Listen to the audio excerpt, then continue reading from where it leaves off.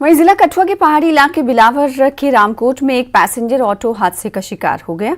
जानकारी देते हुए घायलों ने बताया कि ऑटो ओवरलोड था और उसमें 25 के करीब सवारियां थीं, जिनमें बच्चे भी शामिल थे और ड्राइवर ऑटो से नियंत्रण खो बैठा, जिसके कारण ऑटो गहरी खाई में जा गिरी, जिसमें स्कूली बच्चों सहित 11 लोग जख्मी हुए हैं।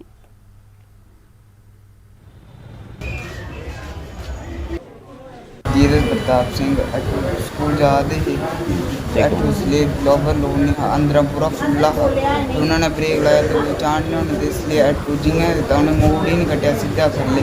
बेटा कितने बच्चे बैठे थे और अंदर फुल्ला है पूरा।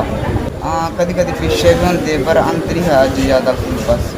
एक ऑटो में जिसमें काफ़ी ज़्यादा सवारियां बैठी हुई थी, तो ऑटो जहाँ से बैठे वहाँ से कुछ 2-2.5 किलोमीटर आगे जाके मोड़ भी नहीं था, ऐसे ज़्यादा यू टर्न मोड़ भी नहीं बोल सकते, बिल्कुल सिंपली था रास्ता, लेकिन ऑटो कम से कम कोई 60-70 फीट जो है वो नीचे गहरी खाई में जाके गिरा।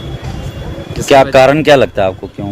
सर कारण यही है कि एक तो पुरानी गाड़ियाँ भी हो सकती हैं, ड्राइवर की केयरलेस की वजह से भी हो सकता है, लेकिन जहाँ तक हम भी गाड़ी चलाते हैं, हम जहाँ तक मैंने अपना आइडिया वहाँ पे जब मौके पे जाके देखा तो मुझे लगता है कि ड्राइवर की केयरलेस की वजह से ही हुआ है। क्यों वहीं अगर बात करें बच्चों के अभिभावकों की, तो उन्होंने साफ तौर पर कहा है कि जिला इंतजामिया जो है कहीं ना कहीं कोताही बरत रही है, जिसके कारण लोगों को इस तरह के दुख से गुजरना पड़ रहा है।